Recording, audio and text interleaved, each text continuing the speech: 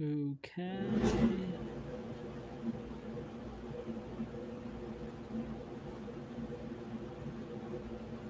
Hello? Can you hear me? Hold up, I cannot hear anything.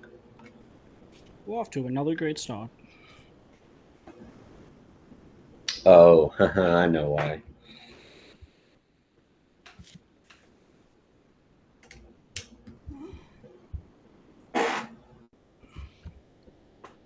All right, say something. What's up? The fudge?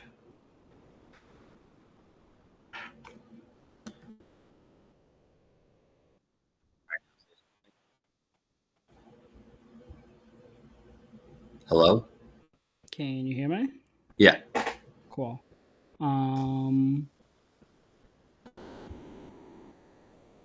All right, I turned um, down the volume on the stream. yeah, so did I. I'm just making sure.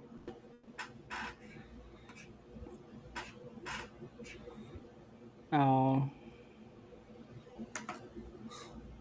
simulcast is on. Okay. Okay, I just turned it on. Okay, let's see if it's actually working on Twitter this time, because last time it wasn't.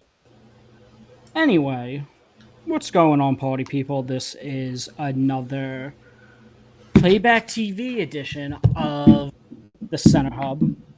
I am Steven Bagell. I am joined by Julian Mendelsohn, also of the Center Hub. Hello, hello. Hello, hello. Julian with a brand new computer. If you guys don't recall, we had some technical difficulties on a couple of our, what were they? The draft. The night one and night two. The first round, second round, we had a little bit of technical difficulties. Julian obviously has since gotten that resolved. Yeah. So, okay. If any of you guys are watching this on Twitter or YouTube, I believe you need to come join us on playback.tv, log in with your league pass, and then you will be able to watch the game with us. If not, I believe it just shows the score and the clock, like how much time is left. Or watch it on your TV. This is a nationally televised game, and watch it with us that way. But nonetheless, we are here for the highly anticipated Dylan Harper versus Cooper Flagg. Julian, real quick, I'm just pulling up the tweet so I could credit the correct person. Grant F. Seth. He's a Dallas-based reporter who basically said Dylan Harper he's going to play today against the Mavs, but faces a team-determined minutes restriction. I don't know how much we're going to see him. I would imagine we're at least going to see him in the first half for a little bit. We saw the Spurs play both in the California Classic, and we saw them play their first Summer League game without Dylan Harper, and Vegas really beat the Sixers by 41. David Jones-Garcia, ironically, who started on a two-way with the Sixers last year during Summer League, has been incredible. But obviously Harper's the guy we're going to be looking at. Who outside of Harper, and Flagg, let's say, those two, who in this game should we be on the lookout for? In your opinion? One other draft pick that was pretty high up on the board. Carter Bryant is going to be playing as well for the Spurs today. If I'm a Mavericks fan, you want to see how Max Christie's holding up. They got him in the Anthony Davis trade. He's kind of the one main young piece that they got back. So probably those are the two main guys. Obviously, David Jones Garcia was phenomenal against the Sixers. So we'll see if they give him more burn or if they kind of want to get some of the other guys going, as we see Flagg and Harper on the screen here. And I think in general, if you're a Mavs fan, like they probably are going to want to see a bit of a better Look at that line, by the way. That's crazy. Just to get into Summer League for this game. That is ridiculous. But I think they're going to want to see a better game from Flagg. He definitely had a bit of struggle on the court this past Thursday. I think he was 5 for 22, 5 for 23 from the field. Had a couple of bad shots late. Couldn't really get to his spots the same way that he was able to in college. So we'll see how he adjusts to that. But I mean, it's tough to really look at a lot of this Mavs roster outside of Flagg and I guess Christie as well, and really get super, super excited. But, Flagg versus Harper in and of itself is a really, really intriguing matchup. Yeah, and of course it highly depends on how much we're going to see Harper play. Let me throw a couple names at you. Mm-hmm. I'm starting with Dallas first. Ryan Nembhard. They're all on the screen right now, actually. Ryan Nembhard, 21 points last game. Always has more of a facilitator than a scorer. He led the nation with 9.5 assists per game for Gonzaga this past year. And Miles Kelly, a guy who, John and I loved when he was at Georgia Tech, and now he played last year at Auburn. What do we think about those two guys? Well, Kelly was phenomenal. Sorry, not Kelly. Kelly was phenomenal the other night, but Nembhard really did a good job of setting the pace for the entire game. When Nembhard wanted to push, the game was played at a faster pace. When Nembhard wanted to play in the half court, the game was played in the half court. He had a massive, massive dish to the corner late, had a massive shot late. He was fantastic. So I think people are going to be really looking forward to see, if he gets a spot on the roster this year. Obviously, with Kyrie out, there's some guard minutes up for grabs this year. And I think Kelly kind of showcased a lot of what he did in college, which is he shoots the ball really well. He's a hard-nosed defender. He's going to get up and down the court. And I think he's another guy that's really, really fun to watch as well. So I'm excited for those two guys. There are, as another guy that I think we should talk about too, is Jordan Hall. Yep. Who also, I was surprised to see him bringing the ball up the other night, in kind of like a guard forward role. Especially considering that he's probably more of just a pure forward, but I like that they're getting him on ball touches as well. Okay, so let's see. Starting lineups: Nembhard, Kelly, Sharp, Maxwell Lewis, who was just with the Brooklyn Nets last year. He was in the Anthony Davis, Luka Doncic trade. Ibrahim Diallo, Harrison Ingram, obviously Flagg. Harrison Ingram, Carter Bryant, Dylan Harper, and Riley Minix for the Spurs. Riley Minix is a fun one as well. Yeah, good shooter out of Portsmouth. Harper's first couple of touches, man. Just trying to pull up these Team Summer League rosters because they all were new numbers.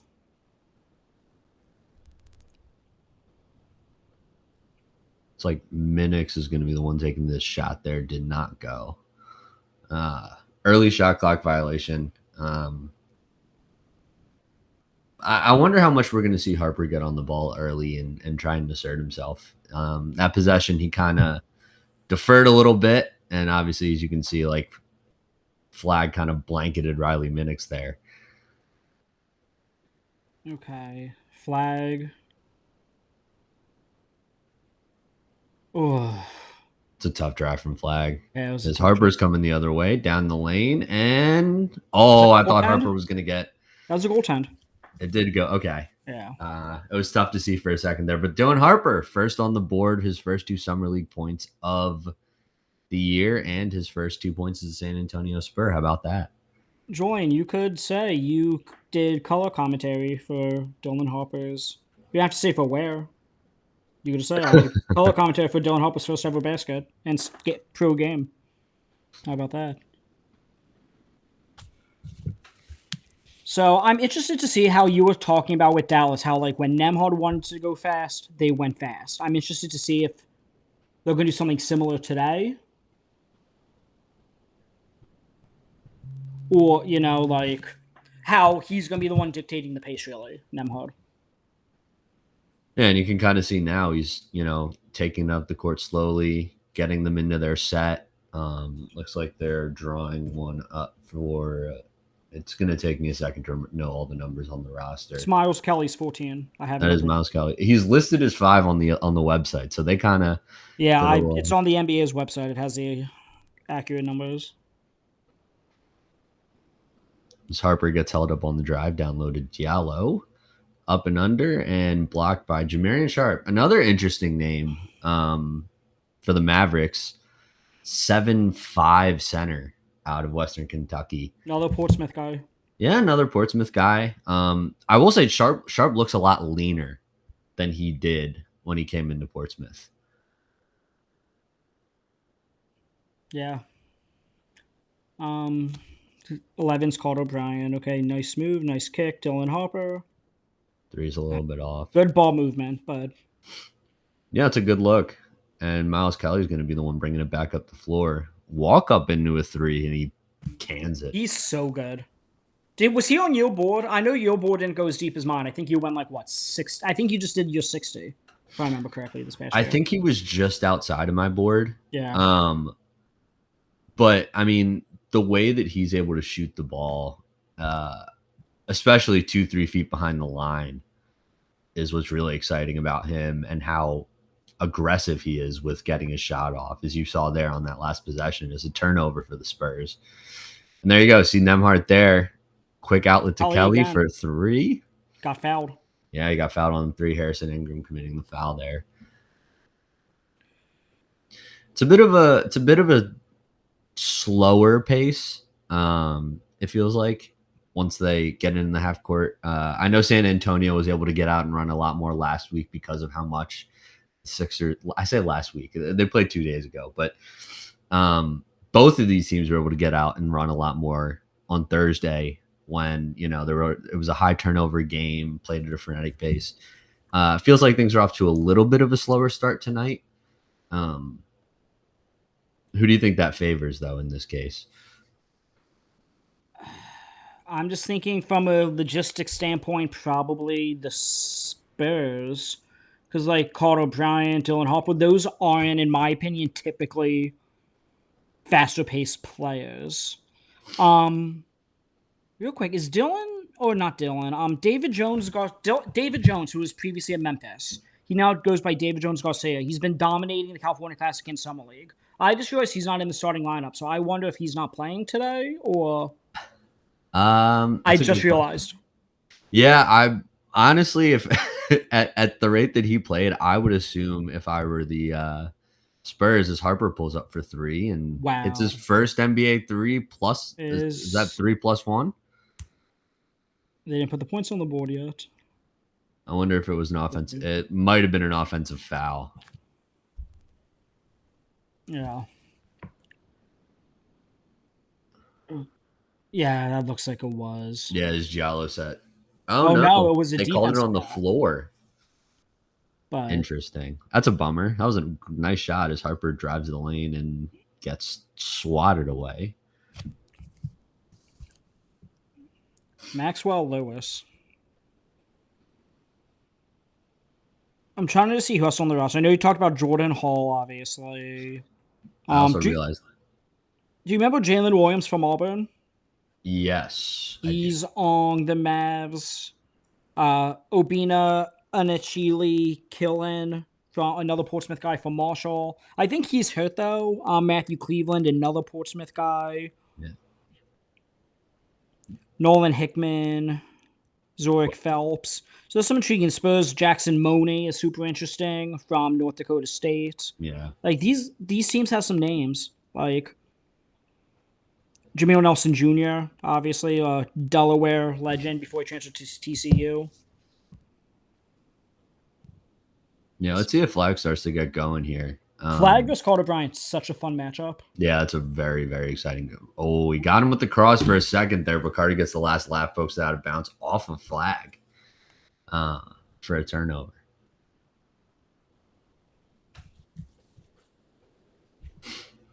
That's just great defense. How do you think Carter Bryant's shot is going to translate to the next level? Because I know that's honestly probably the biggest question mark for his game. Yeah, I do like his jumper. I think he should be fine on low volume. I think you're probably going to ask him to make a couple a game, but you're mostly drafting him for what he does on the defensive side of the floor, as we kind of saw in that last possession. And I think any added offensive bonuses, anything offensively that comes with it, is kind of just an added bonus. So I think he'll be okay from beyond the arc. I think people kind of overestimate a little bit in terms of thinking he's going to be like a 40-ish% shooter or whatever, like this, elite 3-and-D kind of guy. I think the three will be good enough, but I think again, it's going to start with the defense with him. Yeah. And like, does that? I suppose I'm going with that. Like, does that concern you at all? Just because the Spurs already have spacing issues with Dylan Harper, Stephon Castle, and De'Aaron Fox. So a couple things on that. I think nice save by Minix, by the way. That was a really nice save.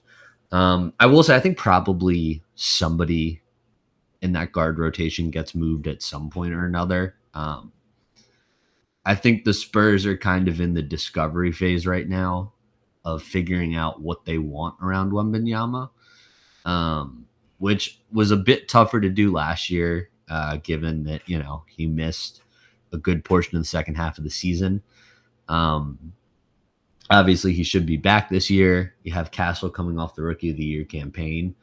So I think, honestly, the onus is on Harper to really prove what he brings to the table. Because I know they were talking about trading the pick, I think. I know I'm a little off track here, but I do think that... No, let me go finish your thought and I have a follow-up question. Okay. I do think at the end of the day, I've talked about this with guys before where, Carter Bryant, just can't be left on the island. And I think as long as you're avoiding getting that treatment, I think he's going to, I don't think he hurts the Spurs spacing too much. So I suppose my follow-up question is, which of those three guys, Harper, Fox, and Castle, obviously, do you think should be moved? I mean, I think Fox is the most obvious answer. Just because he's the oldest guy. I think they all kind of struggle to shoot the ball, but I think that, you've got the two young guys and, Castle is improving on that end. I think Harper will be, feasible on that end. I think Fox is a bit redundant. I don't know that. Again, they made the Fox trade not knowing that they were going to have the second pick in the draft. And I think that, Harper was just too good to pass up. But again, they also didn't give up a ton for Fox. But I think, if someone's going to move, I think it's going to be De'Aaron Fox. That was David Jones-Garcia, by the way, who hit that three. So he is playing. I guess they just brought him off the bench today. This Flagg misses another pair of shots. Tough start for him. Harrison Ingram. Oh, my. Dexter Dennis. He's a player, Dexter Dennis. He played a two-way with Dallas a couple years ago. Texas A&M, I believe he was. Yes, he was A&M, yeah. And we got Jordan Hall bringing the ball up, by the way. Jordan Hall, if I remember, when he was at St. Joe's, was their primary ball handler. There was Flagg and one. Yeah, it's interesting when Nembhard isn't on the court, they're not really running through a true point guard. I've noticed there's a lot of Jordan Hall, like when Kelly and Nembhard aren't in the game, like it's a lot of running pretty much everything through Jordan Hall and Flagg, at least to get up the court. I wonder if, they're trying to kind of set a precedent of like, hey, we don't have Kyrie this year. Maybe we should see what it's like operating through our wings a bit more. Yeah. With that, I mean, is that sort of how the Mavs are going to be playing this season under Jason Kidd? I mean, with Kyrie Irving, nice pass by David Jones for the assist. But with Kyrie Irving out for the year, they don't really have a primary initiator. No, and they didn't really. I'd have to go back and look at the roster, but as far as I know, they've got D'Angelo Russell was the guy they signed, but Like Jason Kidd said, yeah, we're going to be playing Cooper basically as a point guard in some times as well. So like maybe they're just giving him the on-ball reps now if that's what Jason Kidd plans on doing. Yeah. And I think maybe with Jordan Hall, it's kind of checking out what it's like to have forwards in general bringing the ball up and initiating the offense. As you can see, Hall right now initiating pick and roll, getting to a spot and getting blocked there by Dexter Dennis. But yeah, I wonder if that's kind of what the plan is without Kyrie. Is it's like, well, our point guard's not here. I guess we'll just have a bunch of point forwards and see what happens. So how important do you think the Mets? Let me pull up their cap sheet. I'm pretty sure they have just about a full 15-man roster. So at this point, they're playing with their two ways.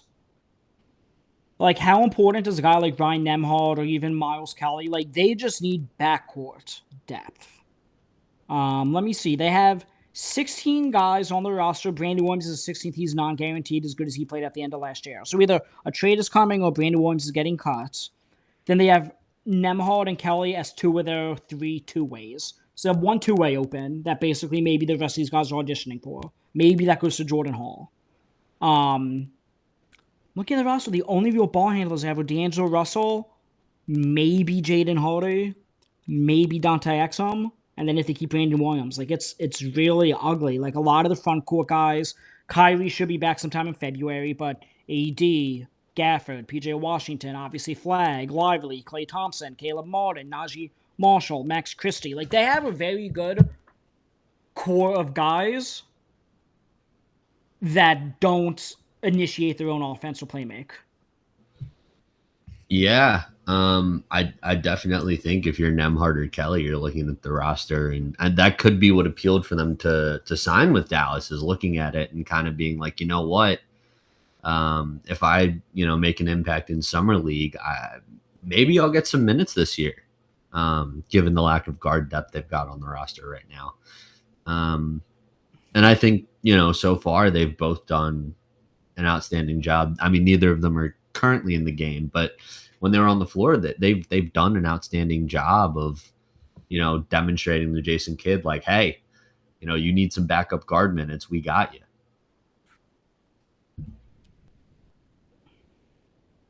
I'm sorry, Nembhard is on the court right now, with the ball in his hand. Step back 3 is no good.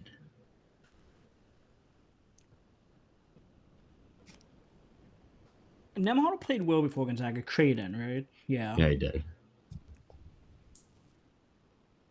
Let's see. That was a tough shot, but it was the end of the shot clock at the same time. Yeah, good defense from the Spurs on that possession. They didn't really let Dallas get downhill at all. And on the other end, David Jones-Garcia throwing it up top to, I think, if I can read the numbers right, that is Osai Osifo. If that's number 26. Was that the same Bonaventure kid? I don't know offhand where he went to college, but he wasn't on their G League team last season. No, that's not the St. Bonaventure kid.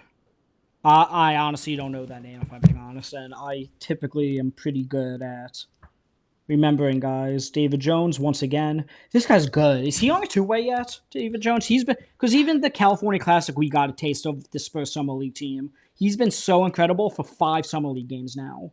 And I'm not the type to put stock into, Summer League performances, but, it means something when a guy's this good. The Spurs only have 13 guys under contract. He might not even get two-way. He might make the team.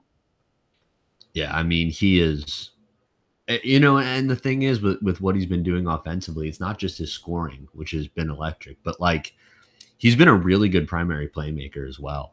As we saw in that lob to Osifo, initiating and pick and roll, getting defenders on his back and setting up other guys or himself for opportunities. And he's just been ruthlessly efficient when he's had the ball in his hands. So sorry, I don't mean to interrupt you. He averaged 22 points. This is in the California Classic in 3 games. 22.7 points, 5.3 rebounds, 2.7 assists. He shot 51, 47, 84. So crazy efficient. Yeah. That was in the California class. Then we went, I'm just pulling up the game where they just beat the Sixers by 41, his first game in Vegas, after averaging that in the 3 games California Classic. And he had 24 points, 5 rebounds, 3 assists, 4 steals, shot 9 and 12 from the field. He scored 24 points on 12 shots, hit 4-5 from 3. His splits were 75, 80, 67. Was a plus 25 in that game for anybody who keeps track of plus minus. Yeah, and he did a lot of his damage in the first half of that game because, it kind of got a bit out of hand and he was able to not have to do very much in the second half. But, when he was, it felt like every possession that he touched the ball, he was getting in the lane, he was scoring, he was shooting the ball from beyond the arc well, as you mentioned with the numbers. He's been one of the best players in Summer League so far. And I think, again, you can't put too much stock into Summer League, but at the same time, this is something that you have to at least acknowledge when a guy's this good. Great ball movement by the Mavs, by the way. I think it depends who the player is when we're saying the context of Summer League typically doesn't matter. For a guy like David Jones Garcia, I mean, he needs to prove he belongs, and he's really making a statement. The name I keep thinking of is Kevin Knox had an incredible Summer League after being the 8th or 9th pick to the Knicks his rookie year. But again, he was already a highly everyone's like, oh my god, look what VJ Edgecombe did in his one game in the California Classic. Yes, it's nice to see him look good, but I'm not putting any stock into it. For top guys, I don't think it matters much. For guys like Jones, who just played the rookie on the G League and still need to establish they belong, absolutely dominating the game, I think does matter. Yeah, I completely agree. Yeah. I know they're panning in the flag there as Jones has the ball as we speak, crossing over, getting to his spot, and almost drilling the pull-up midi as Osifo gets the rebound out to Bryant for 3, no good. Bryant's got to start hitting that. I'm not taking stock into one missed 3, obviously, but yeah, but he does get the follow-up drive into the lane, not to go, but he does draw the foul. That's the kind of thing you do want to see from Carter Bryant. Miss the 3, fine, but second look, attack the closeout, and get to the rim. But anyway, I was kind of saying, Flagg. What was I saying? I think I was talking about Flagg. Yeah. With Flagg, it's okay to see him struggle here. The role is going to be a lot different for him. He goes from a Duke team that is one of the most talented teams in the country to, a team that's pretty competitive with all the other teams in the league. Because I'm not saying that to shame, the Summer League competition. I'm saying that, you're going from a school that is talent levels ahead of everybody else to a team that is much more on par. But don't we remember how much Flagg struggled his first not basically the whole non-con schedule at Duke? He had multiple opportunities. What a block! He had multiple opportunities to win games. He couldn't get it done. Who did they play? Remember, Flagg had that last shot and he just completely butchered it. Yeah. It might have been the Clemson game. No, it was a non-con game that they lost early. But either way, he got so much better by the time it was the tournament. Obviously, he ended up winning National Player of the Year. But people forget how much he struggled early on. So, it's obviously, yes, I understand he's one of the more coveted number 1 picks we've seen in the last 20 years. But, there's an adjustment curve. There's a learning curve with everything. Just like he was a reclass coming into his freshman year. Carter Bryant for 3, no good. But there's such a learning curve for him his freshman year. Now, obviously, this is a whole new learning curve, for what that's worth. I think that matters. Sure. It does. Yeah. And I think, we'll kind of see, we've seen Harper the same thing a little bit today where I know we haven't talked about him much so far as he's been playing, but he hasn't quite gotten into the game too much yet. He had the 3 that got called off early. He had the drive for his first 2 points. Despite that, though, I mean, San Antonio has been playing fantastic defense. Look at the way that, like right here, that double there. I know they committed the foul, but they're bringing these aggressive doubles. They're not letting Dallas really get anything inside. I will say I have been really, really impressed with what the Spurs have been doing as a team in summer league, especially given it's going to be interesting for them this year. First time in a first time in the 21st century, I think, without Greg Popovich. Yeah.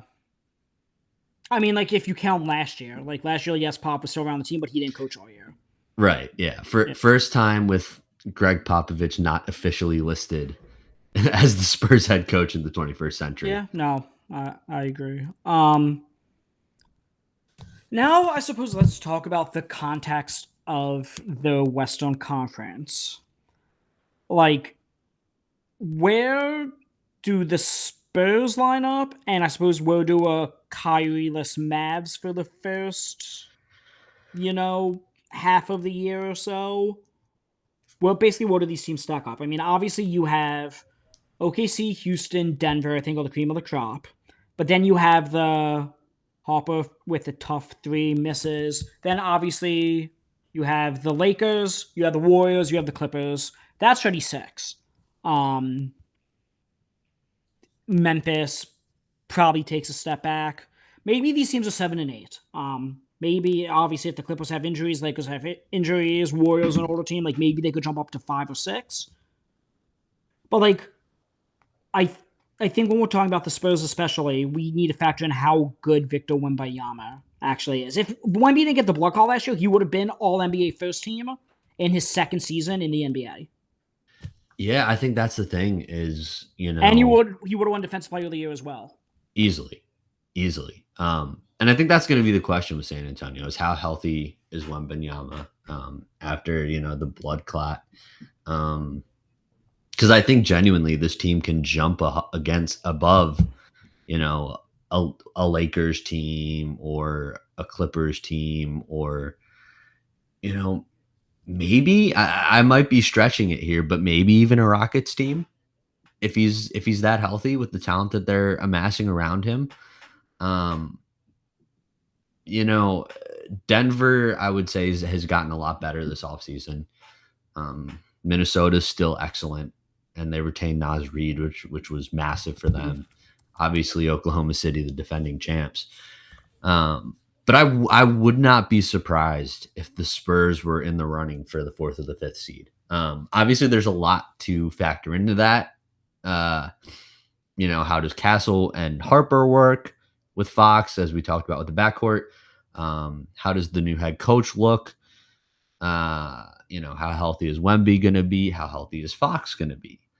There's a lot of stuff to kind of think about there and a lot of things that need to play out right for them. But I do think looking up and down the roster, this could be a 4th or 5th seed playoff team that could even, I think they could scare Oklahoma City if they got into the second round.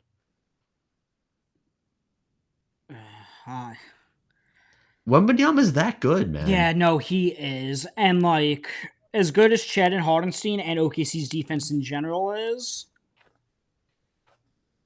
it's like Wemby's, I don't know. I still think Wemby definitely needs to improve his interior game.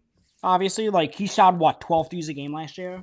Yeah, and like he's such a unicorn. He's going to be one of the, top, I'd say 20 players all time, if not better.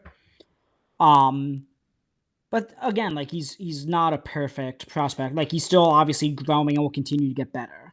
Defensively, he's absolutely insane. I do think Isaiah Hardenstein as a starting 5 is one of the few guys that actually pairs up well with Wemby just because he's so much stronger than Wemby. And he doesn't rely on, his post game. He has that cute little push shot he does that's basically automatic. Like, I don't know. Well, I think the thing too is, as Harper's got the ball, I would have loved to see him attack that drive. Minnick's great pass to Carter. Carter's struggling a little bit offensively today as he missed the layup there. It is kind of interesting because Wemby kind of is their spacing, if you think about it. with Harper, with Castle, with Fox. Like, you have a big man who can essentially draw the opposing big out of the paint whenever he wants to, because There's Wemby right there. yeah, there he is hanging out, sitting down. Hi, my name is Victor. I'm a monk now. Great pass from Hart.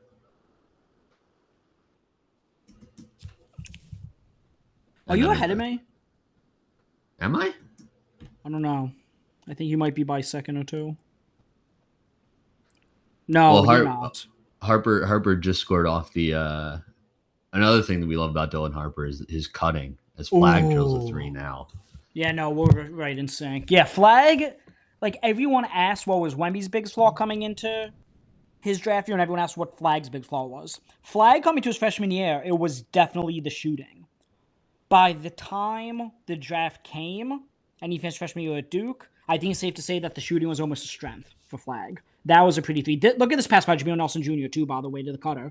Yeah, great pass, great cut. Harper actually got the ball out to Nelson originally and then relocated and made the cut as Flagg drilled the three over Carter Bryant. We picked a good game. Yeah.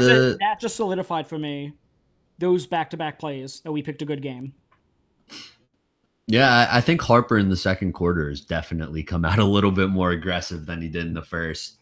I think he was probably kind of just getting a feel for a game. He's coming off a groin injury. You don't want to overexert too much. And as we talked about earlier, he'll be on that minutes restriction.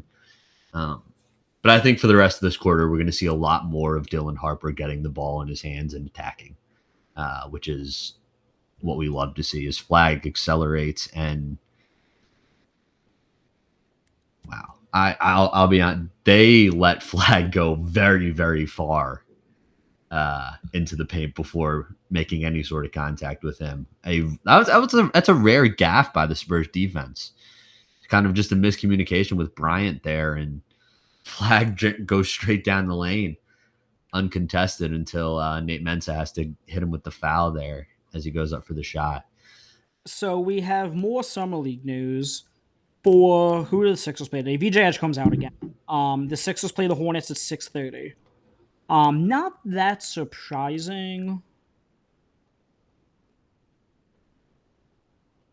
but I don't know. Like, everyone's like, oh, why isn't Edgecombe playing if he could play through the injury? Like, why do you want to risk, after the injury-riddled year you just had? Why would you risk, anything potentially happening? You know what I mean? So, yeah, I think if you're any of these teams, the two that we're watching right now, or the Sixers, as Jameer Nelson misses the jumper over to good pass by Flagg, and he walks into a pull up, no good. Rebound to Harp going the other way, pushing it. Great lob. Oh, never mind, not so great lob to Carter Bryant. Looked good for a second, and then he turned it over. Things are getting a little bit more frenetic now. Yeah, I was just gonna say that. But as I was saying, I think with any of these top three guys, honestly, any of the top 10 guys, I think you kind of want to be as careful as humanly possible. That lob looked great until it got to the backboard as Harper sits on the bench after that one, shaking his head. There's no need to play VJ Edgecombe for the rest of Summer League, in my opinion. I know he only played one game. I don't think it matters. No, I don't think so either. You saw what he can do. You saw the glimpse. And I think that they're going to be happy with that. As Flagg was looking out to the corner to Nembhard, but turns it over there. Again, just, I think very much a college thing for guys to, like, get sped up in the games. As the pace of the game speeds up, they're like, oh, I can just play at full speed now. And so we're starting to see a little bit of those sloppy turnovers towards the end here. Although it looks like the refs are coming together to discuss something. It looks like it was a challenge. Okay, so that pass may have been deflected by Flagg out to the corner to Nembhard. Nembhard's been a bit quieter today, though, I will say. Yeah.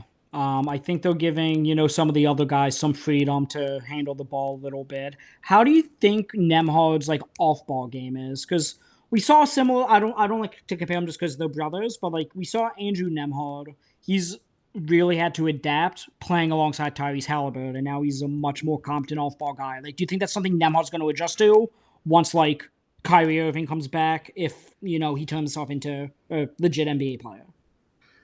I think that's what he has to do, but I Yeah. think it is a little bit tougher. Um, the one big thing that makes Andrew Nemhard so viable is his size. At what 6'5", 6'6" ish, right? He's a bigger guard, and even on ball coming out of college, it was still like, okay, like, the off ball's not there yet, but you're at least going to give him the opportunity because he's a bigger guard who can play both ends. I don't think Nemhard really has that luxury. And not to say that Nemhard is not a very, very high effort defender. I think he can be at the level that's good enough required for a guy his size in the NBA. So that's what they challenge. It looks like. It looks like that. If anything, it could be a foul call on Jones Garcia. I know they're going back and reviewing those because if the question is whether or not it's off Cooper Flagg, I think we know what the answer is. But I'm assuming they're looking at it for a potential foul call. But yeah, man, I think for Nemhard, like, if he wants to stay on the Mavs and play with Kyrie, I think he will have to get comfortable in an off-ball role.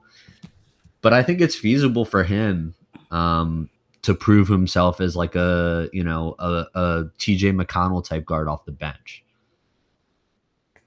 I'm trying to pull up. He shot 40% from three this year on 2.7 attempts, but for his career, he's 34.7%. So like, I think he's gonna have to be more comfortable as like an off-ball shooter as well. Yeah, he will. Especially if he stays here in Dallas. And as it looks like we're getting we got the ruling back on the phone, not the phone, the mic, and we'll see it. I'm assuming based on the fact that it looks like David Jones Garcia is playing defense that they did reverse the call, so it must have been a foul.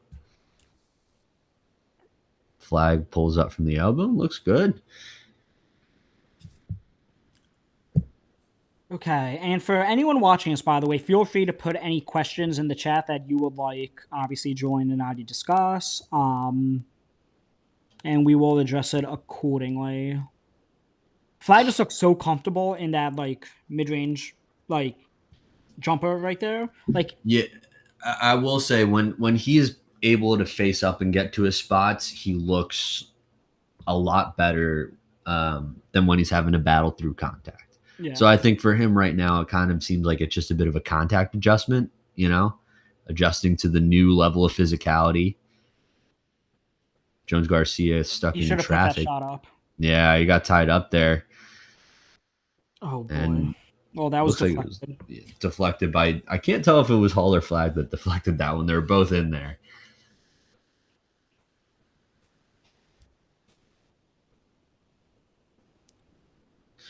Tell you what, though, the Spurs have, kind of bottomed out a little bit. The Mavs are on a 10-4 run to start the second quarter. Remember, it was 8-4 run. It was 21-11 at the end of one.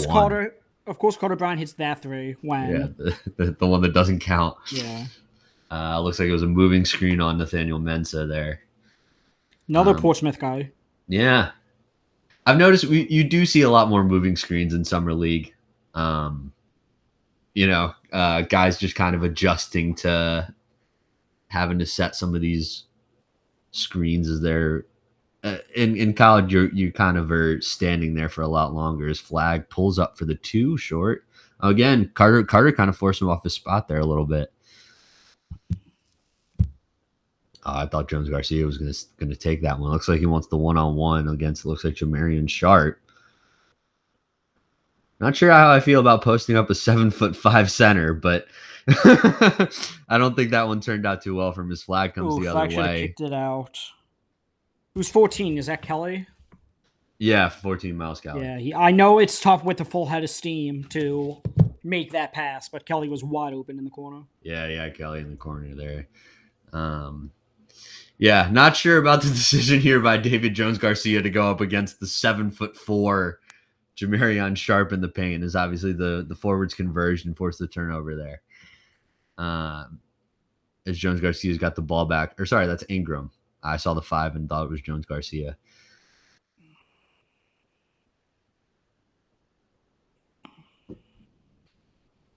Nelson for 3, no good. It's a great rebound. And here's Flagg again initiating the offense. Nice pass. Oh man, that was a great look though. Yeah, I agree. Who shot that 3? I think that was I'm struggling to see numbers at times here, but I think that was Jordan Hall. That might have been. I think that was 37. Let's see. It was. Yeah. Yeah, so it was Jordan Hall on the jump shot, but I do think that's kind of one of the advantages of having Flagg as your primary initiator. Is he's so cerebral with his passing reads. Well, clearly Jason Kidd feels the same way because he specifically said with Kyrie out, he's going to be having Flagg take some of those initiator on-ball reps like we were talking about. Yeah, as Flagg and Harper both out of the game here. But we do have a fun Summer League matchup. We got David Jones Garcia guarding Ryan Nembhard at the top of the key there as Nembhard's got the ball and gets the switch on Riley Minix. Goes to drive, pull up jumper, no. But that's the kind of shot that you know who Nembhard reminds me of a little bit, okay, offensively at times. TJ McConnell. So it's funny you say that. I apologize. I'm gonna try to pull up the tweet because I want to credit who said it. But after Nembhard's first Summer League game, where he dropped 21 points, somebody said Nembhard literally was just ruthlessly scoring at will, basically. Is it possible he could become like a JJ Barea type, who was a great playmaker in college, and then all of a sudden came to the NBA and started scoring more? Become more of a scorer than a playmaker at the next level. TJ McConnell, obviously, yes, he has that nice little mid-range game, but he's still obviously a playmaker first. Maybe Nembhard ends up somewhere in between, like the JJ Barea microwave scorer and the TJ McConnell bench playmaker. Maybe he becomes TJ McConnell because I think McConnell does have a good mix of both of those. I mean, yeah, we saw in the NBA Finals with TJ McConnell. He was literally a mirror image of that. Quarter. I know Nembhard missed that last shot, but that was like a very I'm gonna sprint to the baseline, get an inch of space, and drill a midi over you. That is like a TJ McConnell staple. So yeah, I mean. He has the playmaking chops. And again, I know we talk about small guards having it tough in today's NBA, but I think the way that the guards like Nembhard are the ones who have the best chance of staying. Or, you have guys who have just like, supreme outlier traits like Jace Richardson with his, elite athleticism, and efficiency. You got Jeremiah Fears. This is the fourth time they did this exact Arby's commercial, by the way. It's making me hungry. Sorry, Julian. That was a ridiculous reason to cut you off. But you know what it is though. I feel like in any like setting, they always have like a list. Like they do this with March Madness too. But they just have a list of like 5 commercials that they run for the entire thing. I'm sure for Summer League, there's like 3 or 4 commercials that they're gonna run at you over March and over. Madness has the Geico. Does the pig say wee all the way home? They've got they always do something fun with like not Shaq. I mixed up saying Chuck and Spike and came up with Shaq with Chuck, Spike, and Samuel L. Jackson. That's always a bit fun as we see some Flagg versus Carter Bryant highlights here. Nope. I'm not sure what the theme is here, other than Cooper Flagg. I guess it's just Cooper Flagg. But Again, another little stretch where it looks like we're not going to see either of Harper or Flagg as Minix misses the three. I wonder if that's intentional. If the two summer league coaches are basically staggering their minutes, which I hope not, because again, Harper is potentially on a minute restriction. Jordan Hall for three, no good. Jordan Hall's taking those shots. He. If you remember, Santos was not a shooter his draft year. No, he wasn't. Let me see. I know he played in the G League last year. I wonder what his 3-point percentage was. I'm going to try Ingram pulling with that a up. long look that he front rims. Is Hall the other way? And things kind of get caught up. Nembhard down on the baseline. Nowhere to go. Brings it back out. Gets the screen. Kind of looking for something here. And Nembhard picks up his dribble at the top of the key with 5 seconds on the shot clock. Don't like that. They got to go get the shot away. And Elbow. that was a bad possession. They really... and that's where I think Nembhard, experienced guard, probably knows there when he's watching on film that he's got to keep his dribble alive. As David Jones almost turns it over, gets it back. Great pass to the corner for the three, no good. It's Harrison Ingram missing there. As Nembhard goes the other way, speeding it up. And he turns it over, throwing it right to Riley Minix. Ingram out wide. The jumper is They're starting no to good. run. We talked about how they got off to a slow start. It's a low-scoring game for like a game that's running so much. Yeah, I mean, I would say the thing that it looks like both these teams have been drilled on is getting back in transition. Because there have been some transition opportunities, but a lot of times you're seeing the guys have to slow up, reset, bring it back out. There have not been many 2-on-1, 3-on-1, 2-on-none scenarios so far. So we actually have a question in the chat from DTB10. In terms of current or past players, what do you think Cooper Flagg's ceiling is?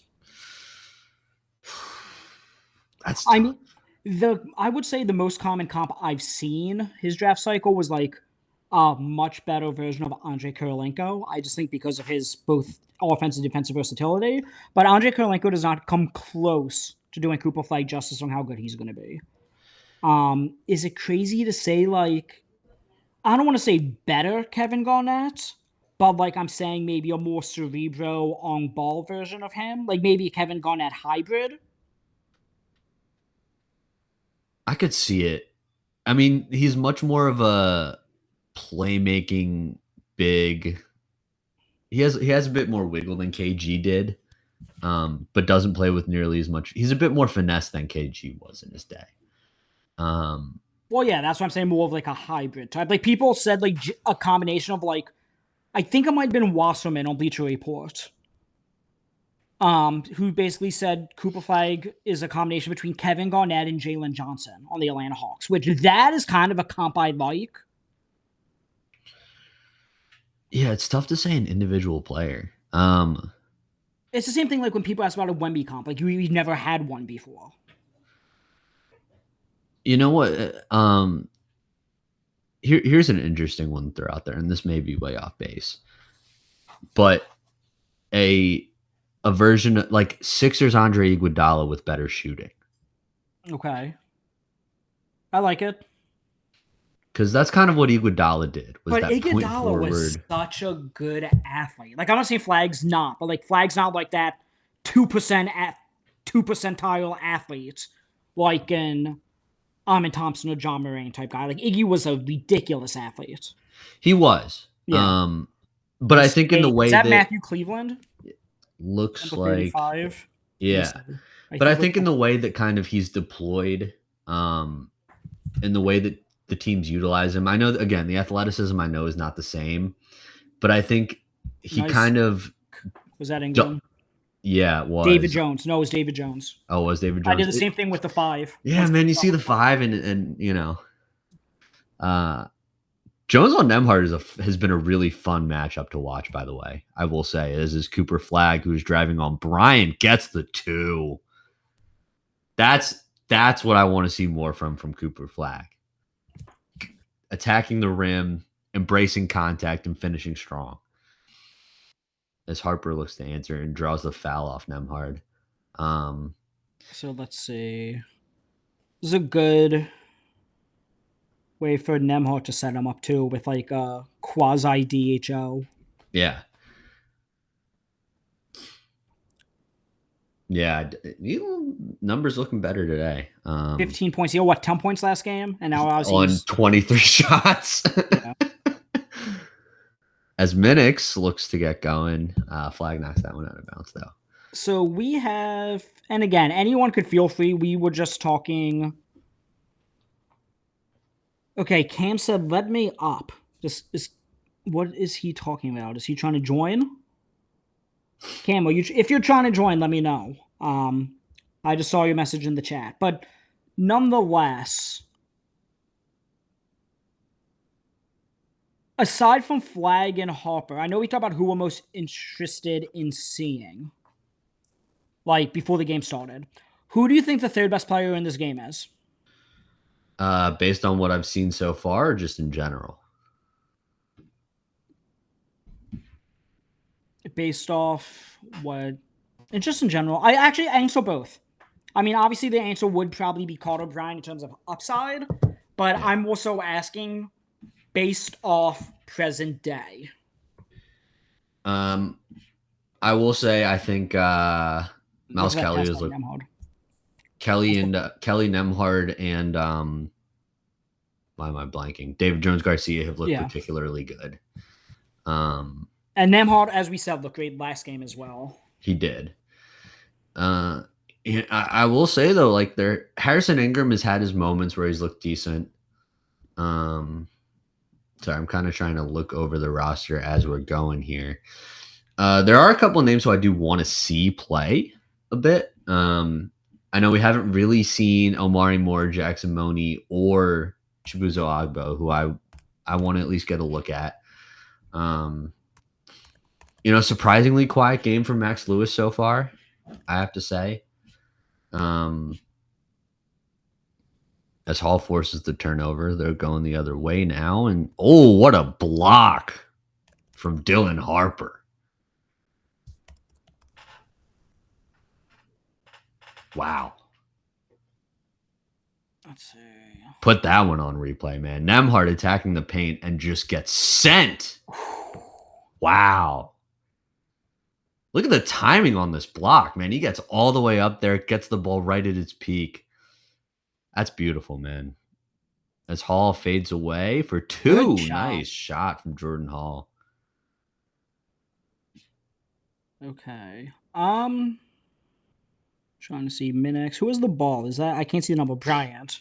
Yeah, it was Bryant on the Carter ball. Bryant really needs to work. Again, he's young. He wasn't even a guarantee to be one and done, really, even leading up to the draft. It was anticipated he was going to be a lottery pick, so of course he was likely to go, but he's really going to have to prove the offensive game. Yeah, he will. But again, the defense is special, so you take your lumps with it, I guess. Yeah, I mean, he's kind of getting the best opportunity possible. Nice ball movement. Kelly. Is that Miles Kelly? Yeah. That was 14, right? Okay. Looks like Harp's going to get another possession here. Nemhard matched up on him.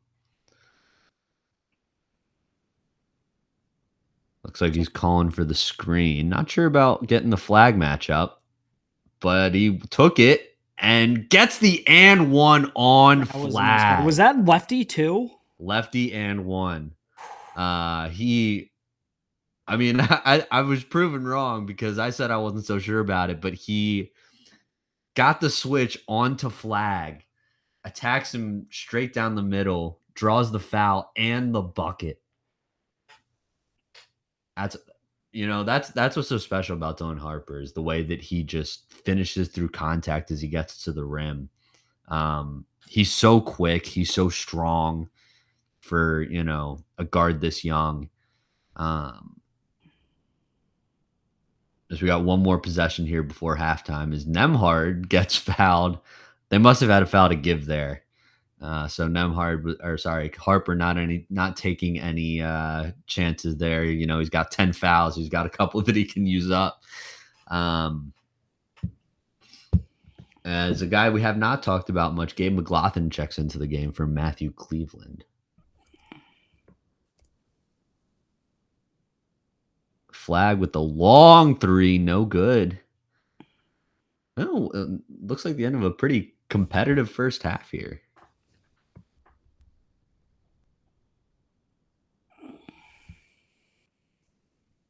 Low scoring game, but again, testament to this team's defense. Yeah, both these teams so far have done a really, really good job of one, like we talked about, getting back in transition, and two, like the Spurs half court defense especially has been fantastic. Dallas has had a lot of possessions go late clock Arby's. with nothing going, as we see once again the Arby's cheesesteak. Angus cheesesteak. It's from Arby's, man. Okay, so now while at halftime, Julian, we have a special guest joining us. Oh boy. Another Center Hub contributor. I just added him. Where'd he go? Invited. Okay, well, I just added him. Kam is coming on. Of course he is. He requested to add to stage. I accepted it, but I guess now it says invited. Okay, well, now while we have a few minutes, looks like Kam's coming in now. Yo. Kam, what do you think of the first half? We're turned up, man. Carter's clamping the hell out of Coop, bro. Or was. Coop trying to figure it out. I like Harper aggressiveness right now. I'm having a little trouble hearing you, at least. Yeah, I am too. Yeah, the VR thing is blaring in my ear. Hold on.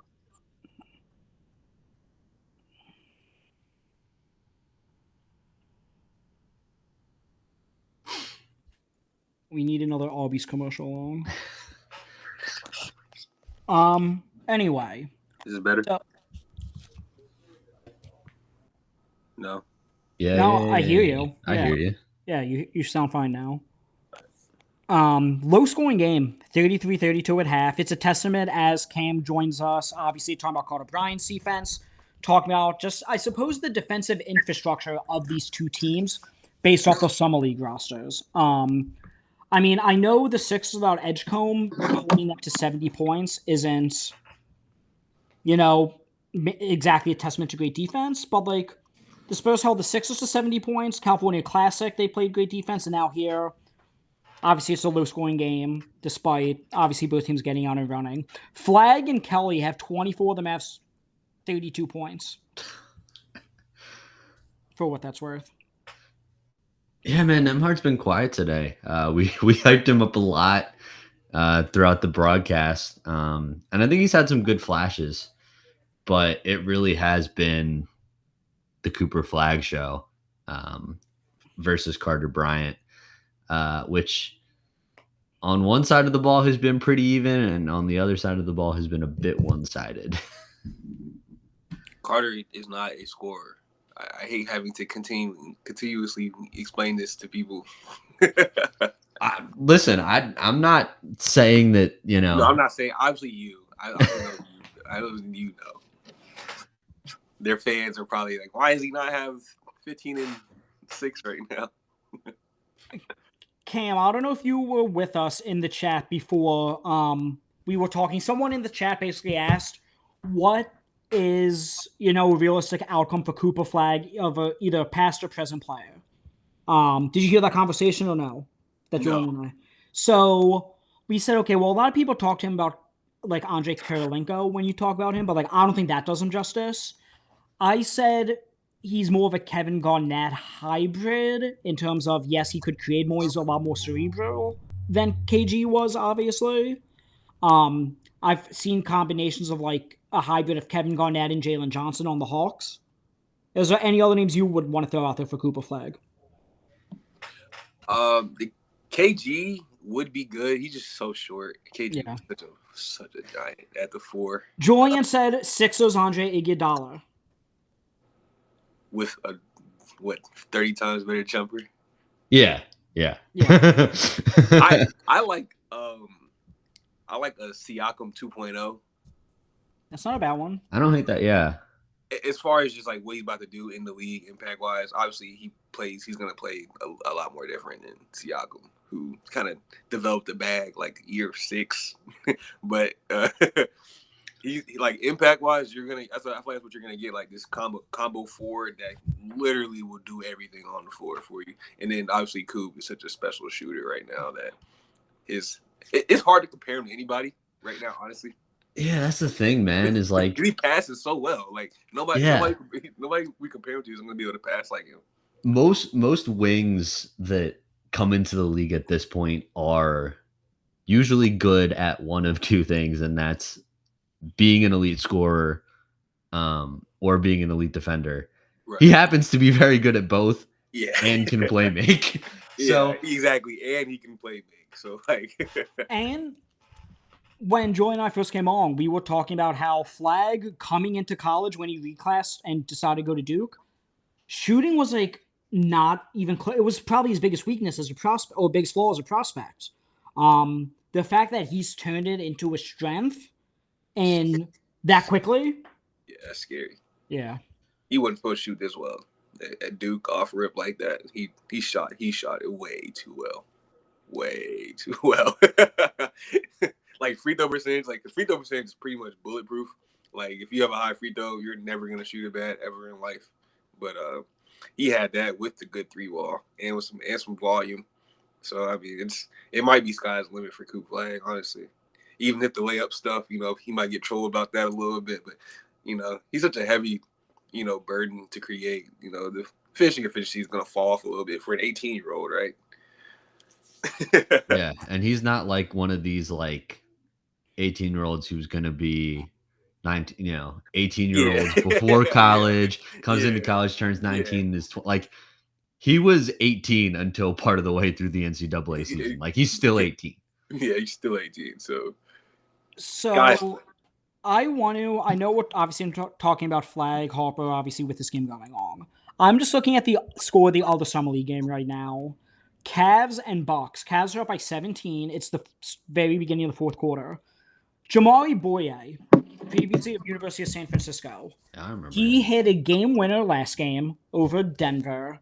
He has in this game, at the start of the fourth, 20 points, 4 rebounds, 3 assists, 4 steals, shooting 8-16 from the field and 4-7 from 3. I'm pulling up what he had when he hit the game winner the other night against Denver. He had, let's see, 13, 3, and 5, steal, a block. Is he a potential player, or is this just a veteran guy playing well in Summer League? Jamari Boye. I'll let you go, Julian. I've always liked him, man. Like, even coming out of college, I think he's capable of playing his way towards the back of a rotation. Well, what about Milwaukee specifically with the need for a playmaker now that they no longer have Dame? Listen, they'll take anything, man, at this point. And if I don't remember, I always mix him up with Jamal Cain, who went to Oakland. But if I remember right, I don't know if it was him or Cain that played a little bit for Miami. They both played for Miami. Okay, well, that does not help me. But I remember Boye impressing early there as well. So he's had, glimpses of potentially being a guy that can make an impact. As Flagg pulls up for the 3 and is short. Make an impact. He's one of those tweener guys where it's like probably a little bit too good for the G League. In most circumstances, has not shown that he's able to make it on an NBA roster. Who was that? Ingram? Yeah, Ingram. Carter Bryant drawing Nemhard now. For what it's worth, Boye is on a 2-way with Milwaukee. So it's him, Mark Sears, and Pete Nain. So the 3 2-way guys. I'll let Cam say whatever he's got to say about Boye. I think that's about what I got. I think I'm with Julian on that. I think it's probably his ceiling is playing to the back end, and then like obviously Son always gets hurt, so you wouldn't feel terrible about him, playing backup, legit like 20 minutes a game for you, in a pinch. He's just so old, man. I wish I had more shooting. Like, on today's game, like if our point guard is not like a super sick physical specimen, and like size wise too, and he's gonna be a defender. It's just so hard to trust that for 30 minutes a game. I don't know if he has starter upside with the Bucks or any other team that kind of needs a playmaker, but he definitely has the defense and the feel and the finishing ability that he definitely should get some knives. Being a backup and like a kind of third string point guard that will play for you a lot in the pinch. And then we obviously are seeing the replay of Dylan Harper driving to the basket. And then he got fouled. So this is the inbounds from that play. Julian, doesn't seem like much of a minutes restriction that we were anticipating. No, I think at least not yet. They may shut him down at some point. But I think part of it too is like Carter Bryant He went for it. He took off from a little bit too far away on that one. Is that Sharp he was on too? It's on Jamarion Sharp. So he really went up against a 7'5" guy. He was going for the poster. It's the second guy so far who just like seems to forget that Jamarion Sharp is 7'4", 7'5", and just standing in the lane, like waiting for you. I mean, we saw David Jones earlier try to post him up in the first half. It looks like Carter got called for the offensive fouls. We got Flagg on Harper, and Harper commits the foul pretty quickly. Julian, also in that Cavs-Bucks game, Portsmouth MVP Tristan Enaruna a couple years ago. Ooh. He has 12 points on 5 of 7 shooting in 15 minutes. That's what I like to see. That's a fun team. I know they just said Craig Porter Jr. is not playing today. He's probably done for the rest of Summer League, which he's always probably been a guy at this point, going into his third year in the league. That's too good for Summer League at this point. Yeah. Especially with the Cavs losing Ty Jerome. I know they got Lonzo Ball, but you could still use Craig Porter Jr. as a third guard. Craig Porter Jr. is awesome. He was my first ever interview. I was actually his first ever interview out of college that year at Portsmouth when he got invited last minute. So he got the RJ Fulton treatment that year. So that was fun. But yeah, that whole Cavs team is good. Darius Brown, again, friend of the pod and friend of the Center Hub, is on that team. He duked it out a little bit with Ray J. Dennis, who had 26 points for the Pacers the other day, 26 and 9. Well, I do want to just say, did y'all see that transition defense by the Spurs? Yeah, that was a great stop. They've been, I mean, like if I wish they would bring it back here, because that's kind of what we were talking about in the first half, which is why this game is so low scoring. That looked like a potential 3-on-1. You saw three. Did Carter stop it on that right wing right there, or I'm tripping? It might have been Carter. I didn't see the number, but there was someone there stopping it on the right wing. 2 guys recover. Exactly. And now as a result, Dallas has taken a heavily contested 3 after, another not so hot possession. Harper, a little bit off. Harper clanks one. A little bit off. Again, Spurs get back quick, but don't watch the shooter, but it's still no good. I think that was 36, Max Lewis. Harper looking inside, little sloppy with the pass. Mensah recovers, and somebody goaltended that. Has to be a goaltend. That has to I be don't know who goaltended that, but somebody goaltended that. That's the GOAT, Jamarion Sharp. Yeah, former Portsmouth. There's a lot of former Portsmouth guys in this game. Shout out Portsmouth, man. They're getting their guys in the league, man. I mean, this team alone has... Mensah's a Portsmouth guy, too. So we have... He's not in the game yet, but Hickman's a Portsmouth guy. Sharp's a Portsmouth guy. Riley Cleveland. Minix, yeah. Riley Minix. Portsmouth monster. Obina is a Portsmouth guy. I'm pretty sure Jameer Nelson a Portsmouth guy? He was. Junior, yeah, yep. Mm-hmm. Jameer was a Portsmouth guy. Yeah, Cam Carter was a Portsmouth guy. Yep. Shout out to the Portsmouth Invitational. Yeah, was Agbo? Or was it the other Boise State kid that was a Portsmouth guy? It was Degenhardt. Degenhardt was one, yeah. Degenhardt was, not Agbo. Okay.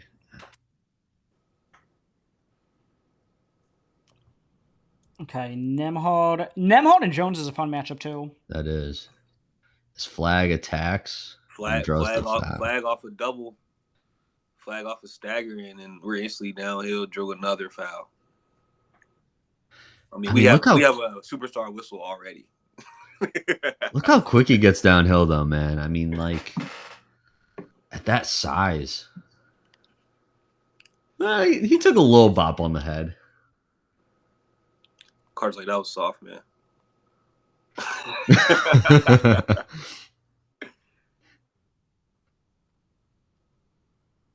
Yeah, the ball don't lie. Let's hit these free throws now, baby boy. Was he 6 for 10 now? I think so. Yeah. Yeah, we just talk about it and like shooting the ball off in the line. Is that like a little announcer jinx? Yeah. Who is he on? This Spurs core always makes me laugh. I don't know why. Bryant, corner 3. Carter off movement. Carter Bryant make one shot. Oh boy, Nemhard the Flagg. You're gonna be seeing that all season with Kyrie out. Be seeing that all season. Uh-oh. Things getting a little. Is that a backcourt? Yeah. That looks like a backcourt. I think the ball just. They're going to show the replay here, and again, this is one where the Spurs actually didn't really get back in transition.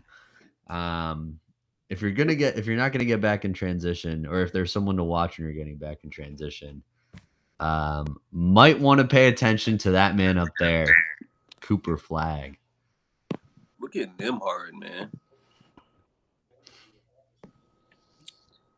Tell you what, it's taken Flagg a lot less time to get to 20 points. Only 13 field goals this time, making 5 instead of the 23 that he took in game 1. Is that Jordan Hall again? Yeah, Jordan Hall up top. Jordan Hall has so much Kyle Anderson in his game. I literally looks like Kyle Anderson out there. Jordan Hall was so sick in college. I know. St. Joe's guy. Yeah, he was a sick watch. No cap.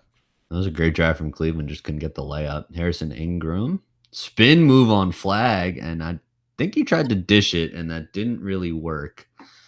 As Minix is in the corner. Minix. Great pass. Guy. What a pass. Great pass to that is, let's see if you know this name, Cam.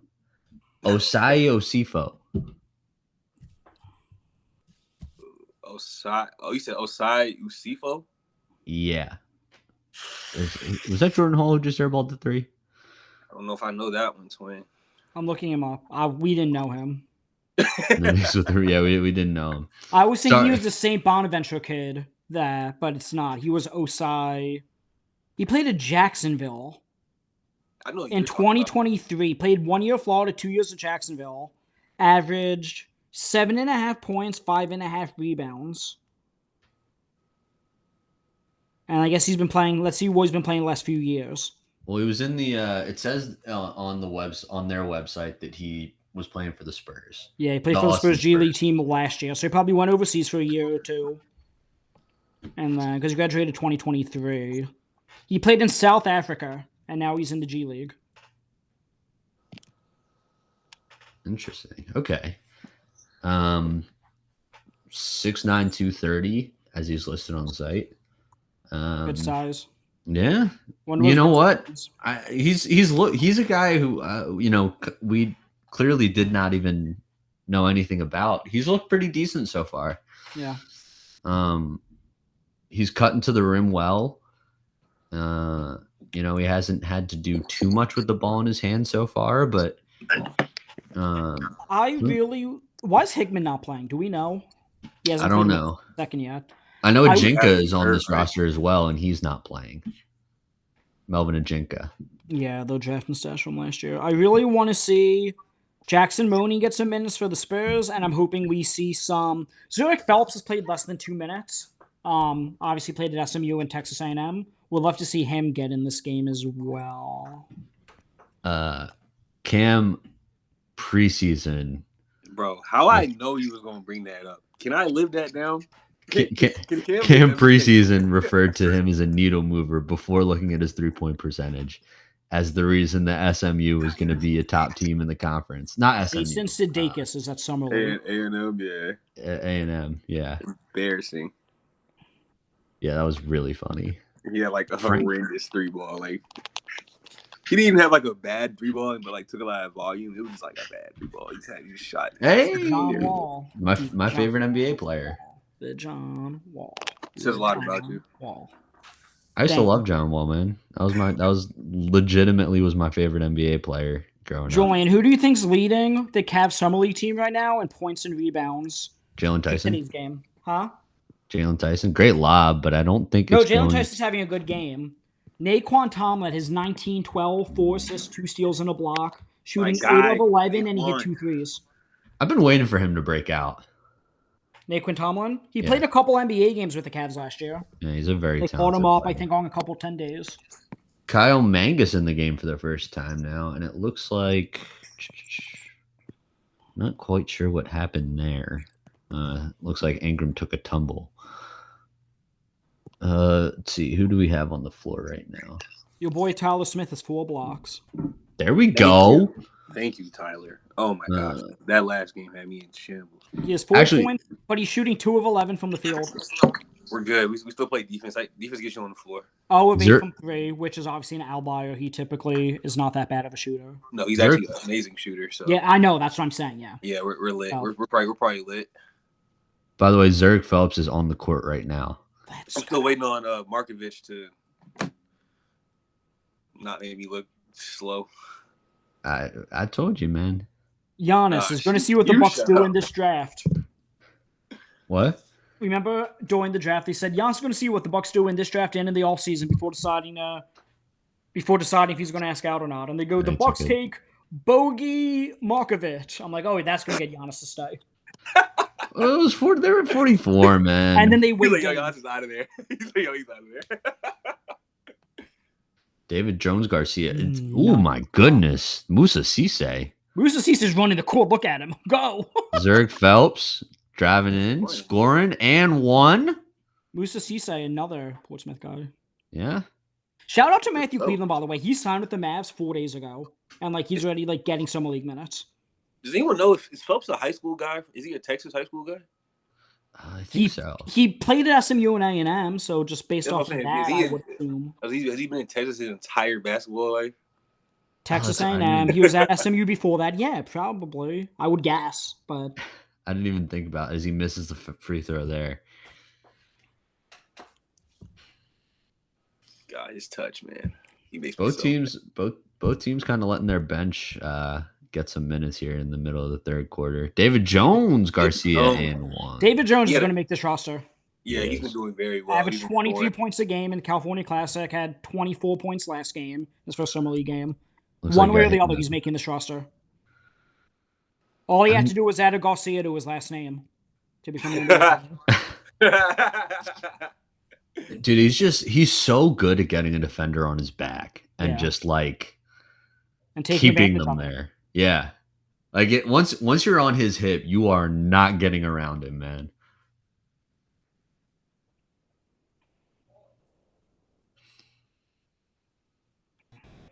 Jordan Hall bringing the ball up again.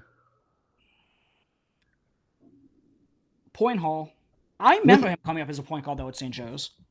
It's even more Oh interesting my because God. oh boy, is Jordan He's a Hall point airballs the I floater. want him to make it in the league so badly. Hall Any played- big Hall ball- had the ball all day though at St. Joe's. Yeah. Not a great sequence from him there though, is he airballs the floater and then commits the foul. Frustration foul. This Caleb Martin. You get 10. He's only using up 10% of his fouls. Spurs up 7 here, and I just don't believe in the offense whatsoever, except for the David Jones stuff. as he David gets Jones, 3. off the Let's dribble. go. Shot 47% from 3 at the California Classic in 3 games. Jordan Hall, let's go. I am in for this game now. You heard Yeah. that feeling like your tone. That's the thing is like the like you're saying, like the Spurs offense has not been electric. But David Jones is, man. David Jones is, and they're also they're working so hard defensively. Limiting a team in summer league to 39 points and almost 3/4 of work is tough. Impressive. Especially, you know how these summer league games get. As we kind of saw in the second quarter there, things start to get up and down. You get a lot of transition buckets just because, turnovers what a and stuff. play. Man, it was, again, that's probably the fourth or fifth cut from Osifo that he's just... Osifo? Yeah, it's Osifo again. Yeah, They've ran David Jones just a screen at the top of the key 3 times in a row here. As Gabe McLaughlin I think that was his first bucket. Julian, Julian and Kam both. I'm gonna throw a name at you guys. Let me know if you've ever heard of this guy. Okay. Warith Alathish. Warith Alatishe? Maybe from Oregon State. Yeah, I've heard of him. Never heard of him. I've heard of him. He has 5 blocks in the Cavs summer league game right now in 20 minutes. He has 9-6 and 5 blocks from Oregon State. I have no idea who the guy is. Warith Alatishe? I think that's his name. Yeah. 6'7", 200 pounds. I know a lot of college ball. Never heard of that guy in my life. Is he old? He's probably 27, 28. How do you spell so he's been like... I'm thinking he's on this past year. Let me look him up. How do you spell his name, Steve? Warith, W-A-R-I-T-H. Then his last name's A-L-A-T-I-S-H-E. Yeah, I've never heard this man. Yeah, I know. Well, I guess played Oregon State back in 2022. He's probably been playing overseas. Yeah, he was on the. Was he on the team that made the run? Team, the Tinkle team. The Tinkle. Team. Trez Tinkle. Wow. Trez Tinkle. The Tinkle team. Thompson. Yeah, I remember. I remember that name. Where the T-shirt? Well, yeah, you pulled it after I butchered the pronunciation of it. Wow, what a pull! What do you guys think about Andre Jackson? I like him. I like him. He's played less than 20 minutes. He's played 19 minutes, 59 seconds, so basically 20 minutes even. He has 5 fouls in a summer league game. Brandon Miller had like 8 one game. True. Bro, who just had 9? Meshack fouled out. Bro, somebody had. He fouled out at 10. Albies commercial, by the way. Yeah. What game was I watching? It was the GG banker game. Meshack fouled out. That's something that Meshack would do. Bro, someone had 9 in that game too. Like, I think so. Yeah. It was baffling me. Yeah. Look. What about Chris Livingston? What do you guys think of him? I never liked him. He has 21, 9, and 5. That makes sense. Hit 2 threes. He's a guy who should dominate summer league at this. Yeah. RCI is God. Yeah, he was, and I'm pretty sure he probably would have stayed another year if he didn't get a guarantee that the Bucks were going to draft him with the last pick in the draft. Yeah. Here's my guy, number 1 on my 2024 big board. And everyone said I was crazy. No, they didn't. Yeah, I've seen that a lot. But no, that class is such trash can, bro. No, I know. You say that as they've got the rookie of the year from that class on the TV. And he's a Georgia guy too. He's nice. He's like I think he'll probably at best is like a rotational guard that will guard for you. I don't know where the offense goes scoring wise down the line. He was one that I sort of compared to Jimmy Butler, which again I saw a lot of people do that. That's not terrible because he can have that kind of development. But I just don't know playing alongside Fox and Harper how he's gonna be able to develop into Jimmy Butler. Exactly. Like I think he's a guy who's similar to Jimmy Butler, is maybe a second contract guy. Jimmy happened to do it with the Spurs after a couple of years when he won Most Improved. Yeah. But like maybe Castle's flipped. Yeah, the Bulls. Yeah. The Spurs might have to flip him to really have him develop into that Jimmy Butler type. Yeah. To be honest. Or flip someone else, whether it's Harper or Fox. What a pass. That was a great look, though. I think that was Jones Garcia. He was being a little rich, though. He still had that kick to the wing. He probably got to make that one. And the Cavs in the other game going on right now just beat the Bucks by 10. Naquin Tomlin, 22, 13, 4, and 2 steals. Wow. And a block. Huh? How about that? Jamari Bouye, 20 and 4 rebounds, 3 assists, 4 steals, only 1 foul. Shot 4-7 from 3. That's impressive to only commit 1 foul in a summer league game. Actually, it's extremely impressive. Flagg going coast to coast, getting denied, but Matt Cleveland, I think that was on the putback. Was that? I couldn't tell if it was Cleveland or McLaughlin as Flagg gets beat off the cut. And that was a what? Who was that? A CFO? That was a CFO, I believe. Man, he's active. He's cutting well, man. Nice. Great pass to McLaughlin. Nope, good. That was Cleveland with the pass too. Yeah. Kyle Mangus. Cleveland was funny. Julian, do you remember? Ooh, nice shot.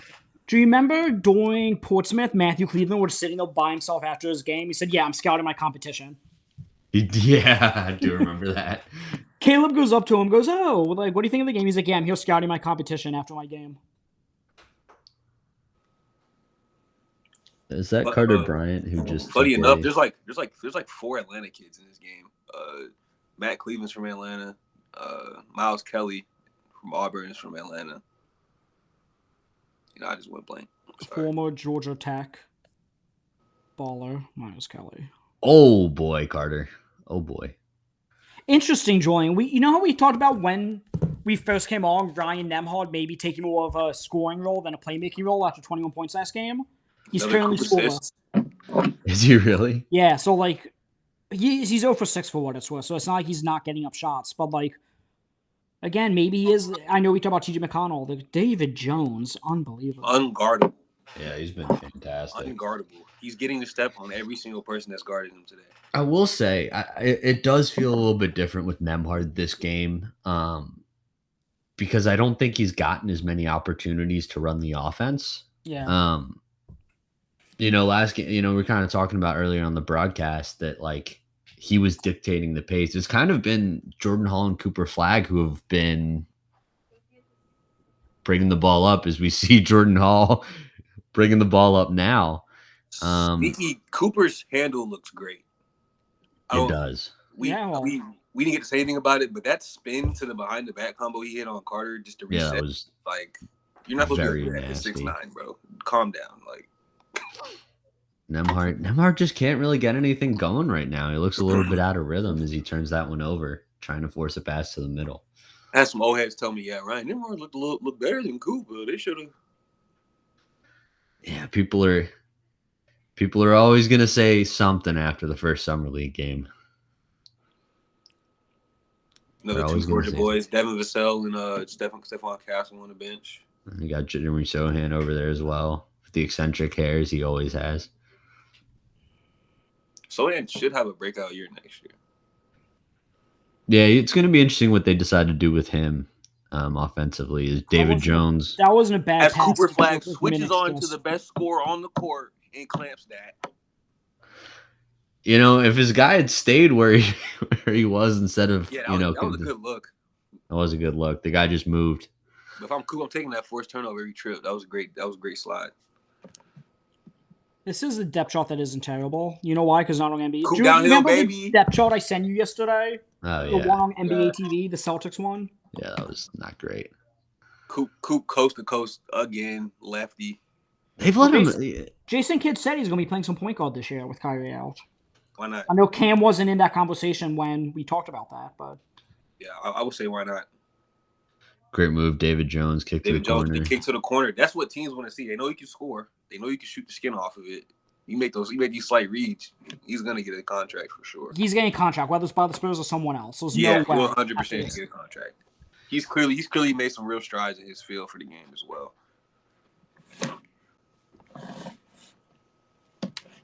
Are they giving him 3 shots for that? Or no, just 2 because of the bonus? I'm assuming it's just the 2. Because I don't think he was anywhere near taking a shot. Kyle Mangus, who kind of banks in his first look. As we get a look at Flagg stats for the night so far. Still not the most efficient, but way better. It's a night and day compared to. I'm not criticizing. I'm just saying, yeah. Yeah. For his second summer league game, it's a lot better than the first one was. as he's getting held up by Dave Jones here and Woo! completely Flagg catches a body off blows drill. down the lane for the jam. Self-created. The kid's a problem. The kid is a problem. I mean, he bullied his way past David Jones, and there was nobody waiting for him at the back. Look at this little swim through, and nobody on the backside even close. Minix with a little business decision there at the end of the third quarter. So it was 33-31 at half. Now, obviously, we got in a little bit more scoring. It's now 59-49 at the end of, at least more scoring for the Spurs at the end of 3. Let me see. Flagg 22 points, 7 of 16, 1 of 5 from 3, 7 11 from the line. If I told you, oh, never mind. I almost said if I told you the Mavs were up 10 and Flagg was a -6, would you believe me? But then I realized Mavs were down 10, and that makes down more sense. 10, yeah. So. And they did a lot of that with Harper on the bench as well. The Spurs. He said no. He said noticing. No, I'm playing. I'm not saying that. I'm just saying, it's more of a credit to the other guys on the roster than it is a slight to Dylan Harper for those out there. Hashtag noticing. Because Hart played well out there. But I think David Jones has been one of the best players on the court tonight, and he really took over in that third quarter. He's been unbelievable. Again, he shot 70, 60, 70 at the California Classic in 3 games. Like, I mean, and he's shooting 64 again from the field. So today, yeah, we're not done whatsoever. We're right back at it. I mean, how many more summer league games does David Jones need to play before the Spurs decide that he's on the roster? It's only his second year, right? That's third. No, second. Second year. He played in the G League last year. He started on a 2-way with the Sixers, and they ended up cutting him from the 2-way before the season even started. Shocker. I mean, if we're looking at it, right, like we saw Minix was on that depth chart there. I think at this point, you'd much rather have Jones. Spurs have 2 standard contracts, and let's see. They have 2 standard contracts open. I still think they have all 3 2-way spots open. So, like, those 5 roster spots that Jones could use. He's going to get one of them, obviously. He has to. It's just a matter of if a team's going to pay him more than a minimum or give him more playing time than the Spurs would for him to go elsewhere. He's going to be on the roster. Ibrahim Diallo in the game as a drive comes in from the 17th. Jameer Nelson Jr. with the drive draws the foul on Jamarian Sharp. Jamarian Sharp, 7'4". He is not looked too bad defensively today. I don't think his feel for the game is quite there because technically he should be able to play like a backup role for anybody, but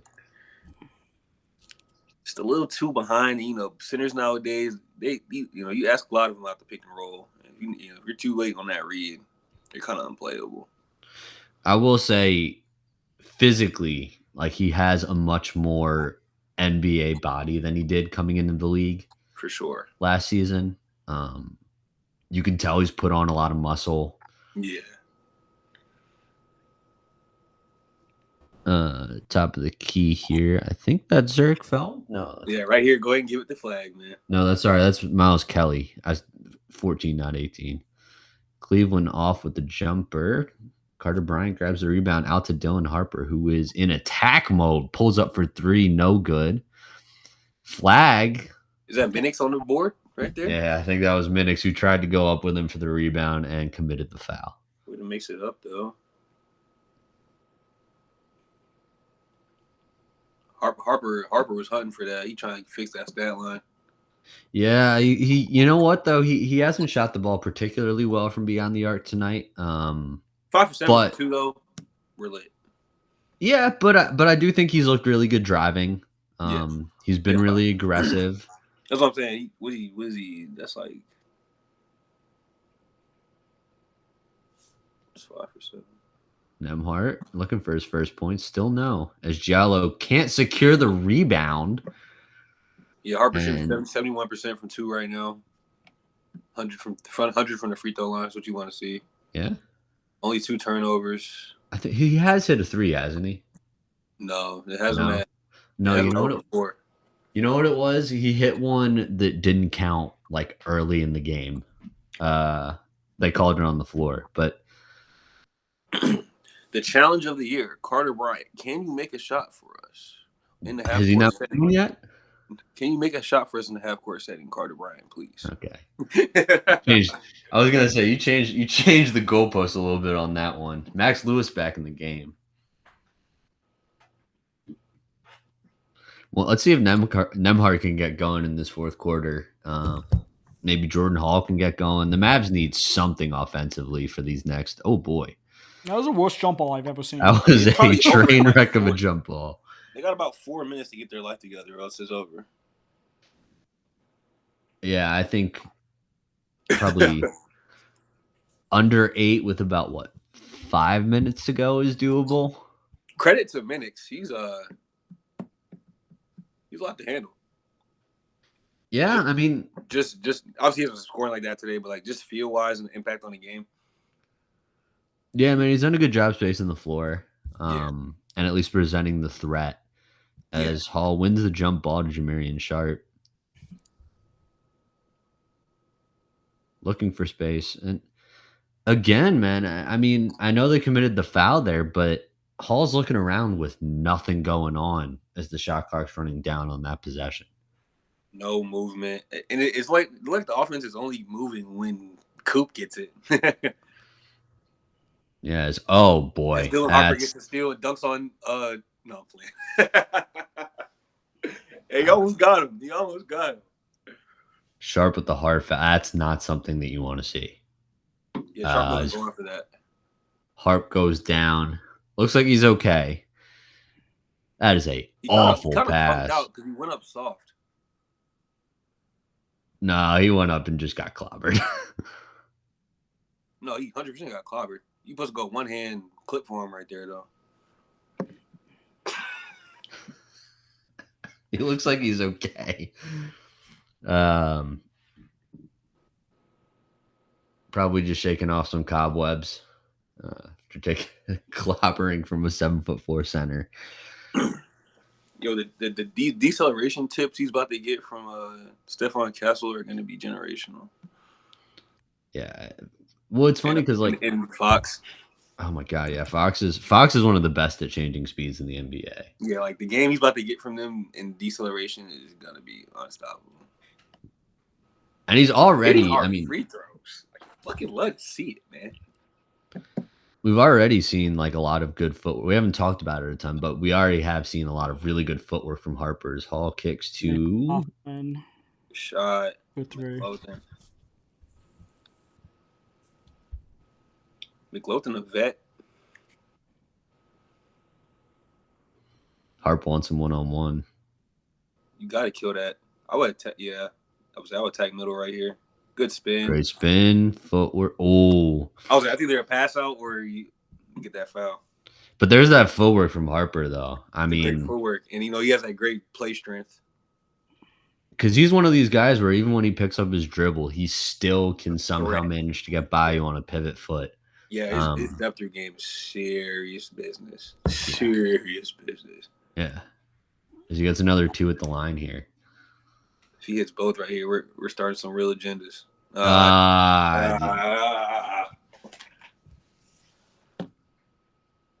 Announcer Jinx. They can never go 100, man. Flagg back in the game.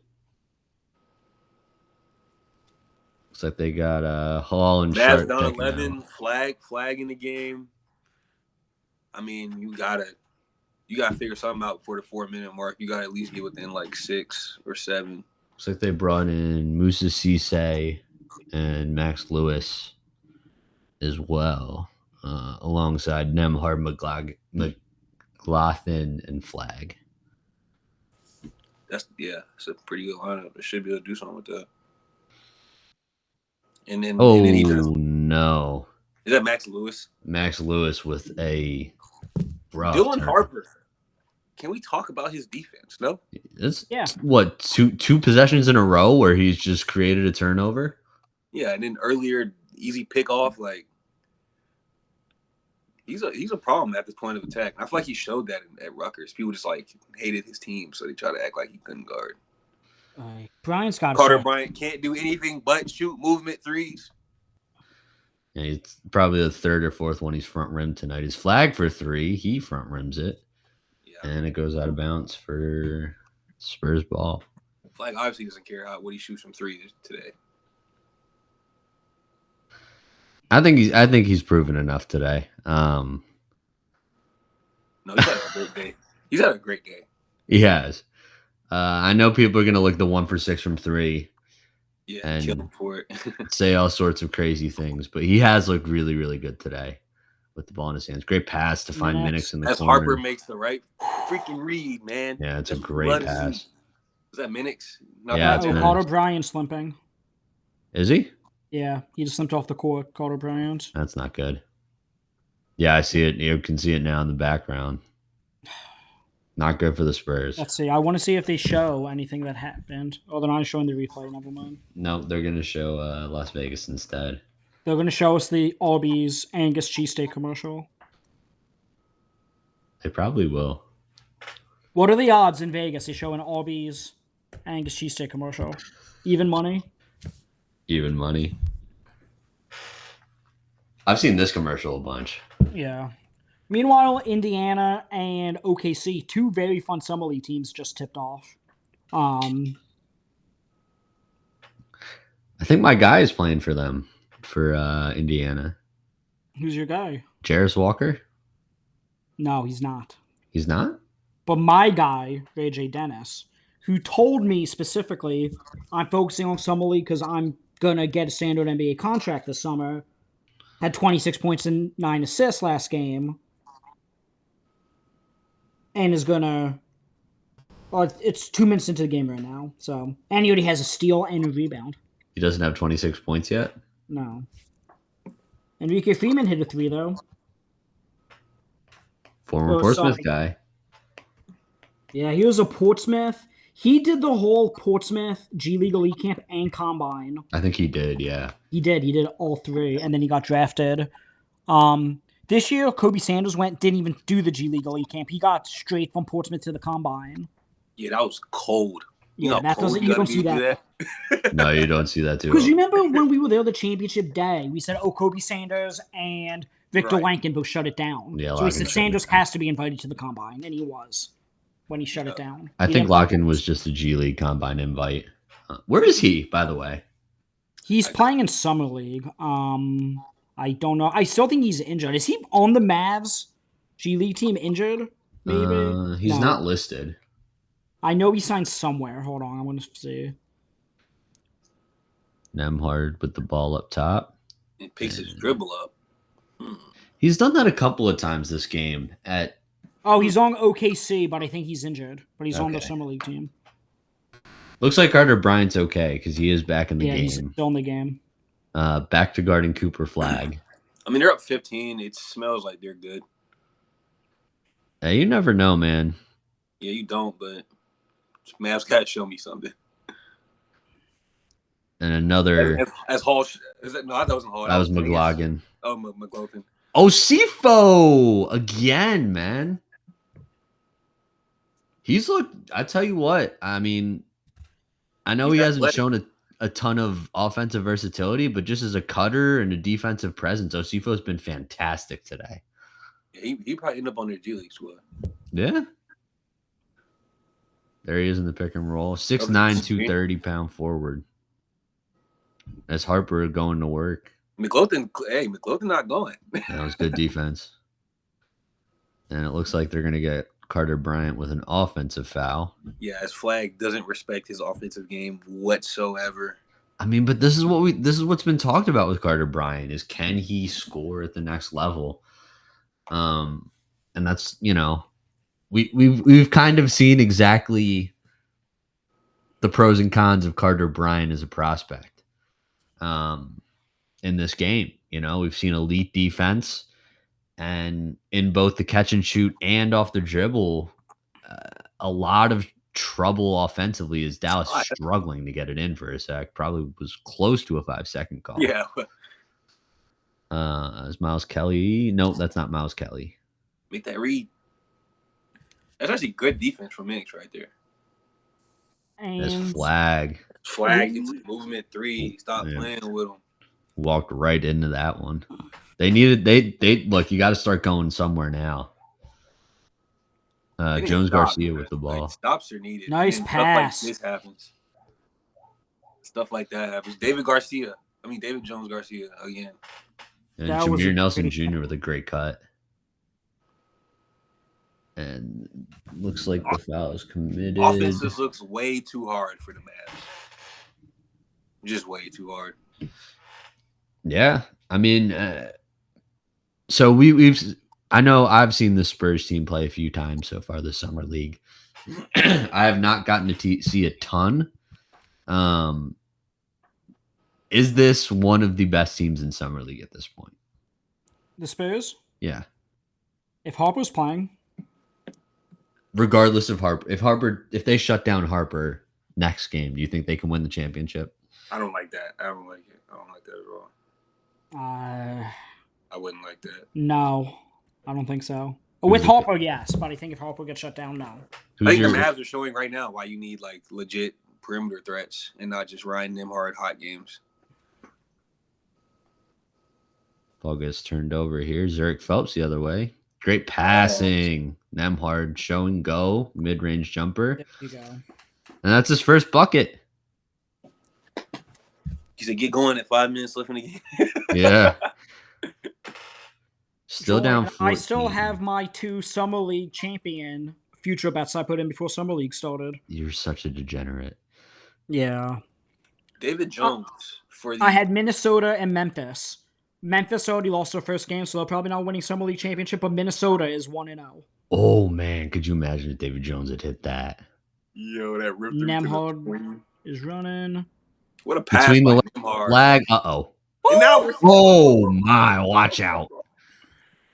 Oh, my goodness. Super Flag almost God. Bro, he does everything so well, you forget he's such an elite athlete. A little bit of flash from the Mavs. He wanted to bring the house down over Jones Garcia and Osifo.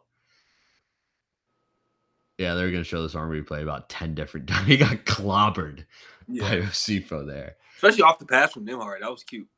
Yeah, I like that. That was a fun little sequence. Flag still not shooting too great from the line. I think he's 7 of 11, 7 of 12. Yeah, he's trolling.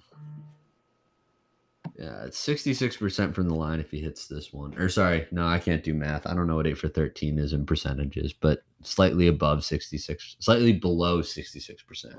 Right. As he does hit the second free throw.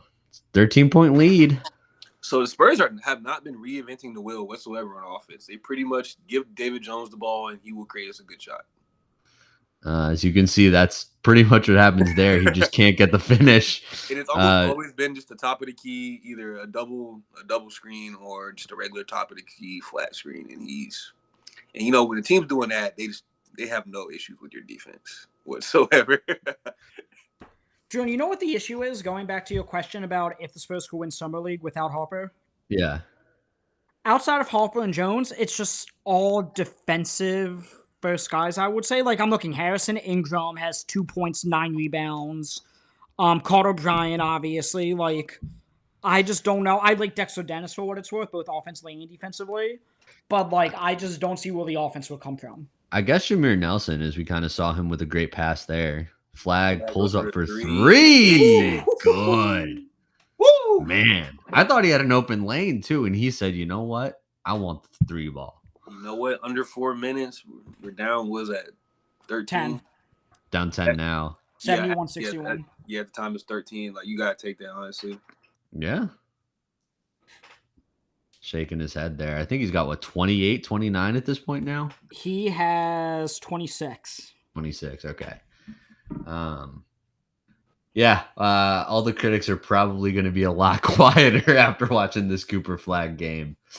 But yeah, you guys are right. It is a very 3-and-D heavy roster. There's not many, but it's way more D than it is 3, in my opinion. It is. I mean, and that's kind of what we're seeing with the style of play. There's a couple of guys that they're pretty much operating through for 95% of the possession. And, it's been Harper and Jones Garcia, and they're just kind of letting those guys do what they do. The Spurs have hit 7 threes. They're 7-22 in this game from 3. Jones Garcia hit 2 of them. Dexter Dennis hit 2 of them. Minix hit the other 3. So, you have, outside of Jones Garcia, 2 guys you could rely on to really hit threes. If not, Dylan Harper, obviously. Ideally, Carter Bryant is shooting the ball better. Ideally, but commercial. I was wrong on this one. Ideally, Carter Bryant, I think, hits a couple. What do we think of Harrison Ingram at this point as a prospect? I'm good. Yeah. That might be the correct answer, though. Yeah. I literally just might have said in 2 words the correct answer. Yeah, I think it's played out, unfortunately. He had like a little connector profile I wanted to believe in, but I gotta see more in the G League, to be honest, before I even start putting any kind of value behind his eval right now. I mean, it's also watching him in this game. I don't think he's been bad by any stretch, but he hasn't really stood out either. I don't think he's a good enough defender, and he definitely isn't a good enough scorer. Mm-hmm. And the NBA is clearly going that way. Those are like prerequisites at this point. Shot is no good. And Hall's going to get the foul against, I don't know if that was against Harper, if they're just showing him. But it looks like they got an over the back foul. Dallas down 10, 3.5 minutes to go. Still in reach. I would love to see Flagg just put the team on his back and win this game. Obviously. Of course. It doesn't need to be stated. I would love to see that. I don't think he's even... Oh, he is in. I was going to say, that would be crazy if they didn't have him in right now. And I would say that better not be offensive. I was going to say, did they just call him for the offensive foul right as we're talking about him? That was an amazing play right there. As they're showing the difference in points for Nembhard. As Flagg's got the ball top of the key on Minix. Oh, my goodness. He almost dropped Minix. Yeah. Jordan Hall looking to attack. Great kick out to Nembhard. One more to Flagg. No, but Zurich Phelps. Zurich Phelps. Texas born and raised. That was a huge pass from Hall right there to be able to not have to go corner right there, but wing. Yeah, really, really good read from him there. As David Jones gets the flyby for 3. Wow. Yeah, I'm sure he's missing that, right? He is.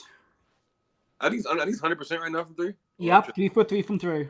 Nembhard looking for it. No good. Jones Garcia with the Jones rebound. Garcia is shooting 70% from 3 between the California Classic and the 2 games in Vegas so far. Which is obviously sustainable. I'm just kidding. But that's still, they're bringing the double. And forced the turnover. Another turnover for David Jones. As Flagg gets a nice little breakaway dunk. Again, we have not seen many of those. No, everybody's clamping. Yeah. Yeah, those are rare. Which is what you like to see, because that's the real in the NBA. There's not a lot of breakouts in the NBA. Cooper Flagg is 31 points in a summer league game. Harper gets the rebound. No foul called. Tailbone. I was gonna say that's a bruised tailbone. Yeah, they probably punished him because he kind of came in and out of control off the bump. You missed that layup and you try to get that rebound. Now you just going extra hard. Like, nah, we're not giving you that. Yeah, I don't think there was actually a foul, but I was just more saying he went down, no foul call. Yeah, he went down crazy though. Yeah, he's taken a couple knocks this game. Again, if I'm San Antonio, I would. Yeah, I think he's probably done. Like after these falls, he's coming off a groin injury. Yeah, these are some tough falls, bro. You're probably done. Little 2-man game with Flagg and Hart. Right back to Nemhard for Oh, three, boy. way short. That was a good read from Flagg. That was an actually, dangerous point guard right there. Yeah. Yeah, you know what? Sometimes it's just not your night. And it Yeah, has not been I hate Ryan this for Nemhard's. Nemhard. Oh, boy. He was probably on the top of the world. As it looks like, I can't tell if they're trying to foul because they are. It took them a few tries there to get the foul off, but they're sending Harrison Ingram to the line there. David Jones, too slithery, man. I will say that when the Mavs tried to bring a double there, it just doesn't look cohesive enough when they've tried to bring the double. Like when you watch the Spurs bringing the double, it's a surrounding, like it's a real surrounding from the Spurs compared to the Mavs chasing. Yeah, Jones is quick read, Minix quick read, like this is. It tends to be like a late double coming from the front. Yeah, the Spurs have done a much better job with like an actual trap double. Yeah. With real rotations, I guess they're abusing Carter Bryant being elite off ball too. Yeah. Nice packs by Minix. Bryant show and go. Harrison Ingram attacking the closeout, no good. Like why not go left right there? No.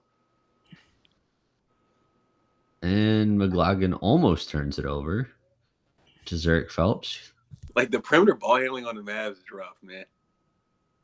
As Phelps turns. Oh, I guess he got fouled. So he did turn the ball over, but fouled. Before that, Cisse got fouled. Although I'm not sure Moussa Cisse is the guy that you want on the line when you're looking for points with, the clock stopped here. You also give it to him in traffic on a short roll, which it's never been Cisse's game ever in life. So yeah, Cisse wants the ball as high as humanly possible to go up and get. Cisse's not making reads out the short roll right now. As 31 for the boy. 31 to 31, man. She's a problem. Phelps, mid-range, got it. Phelps gets to his best part of his game. I got a trap. Yeah, they're playing one. I mean, again. Oh, man. Again, like that's the exact kind of double that we were just talking about. I mean, you bring a guy late facing the defense or facing the ball handler. Good job. Harrison Ingram finally hits a fucking layup. Got you. Offensive focal point, Harrison Ingram. Whoa! Baseball pass from Zurich Phelps leads to a nice Zurich little dunk. That's all I heard. Could feel the wind on that one. Okay, so it seems like we're wrapping this game up. Cooper Flagg finishes with 31 points, shot 10 of 20 from the field, 3 of 8 from 3. Obviously, Davis David, Jones Garcia, 21, 5 and 5, 8 of 15 from the field, 3 of 3 from 3. Dylan Harper, 16 and 6, 5 of 12 from the field, did not hit a 3-pointer on 4 attempts.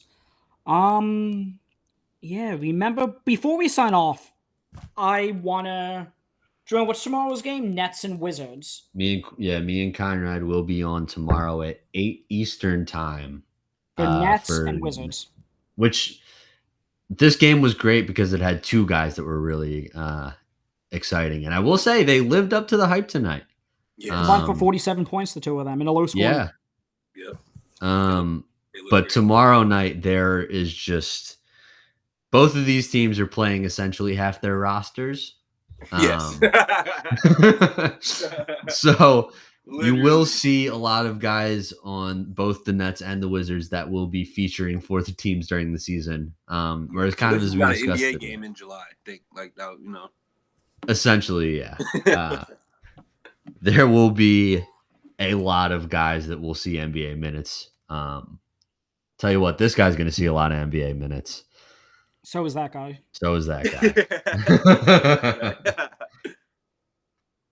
That kid's pretty good.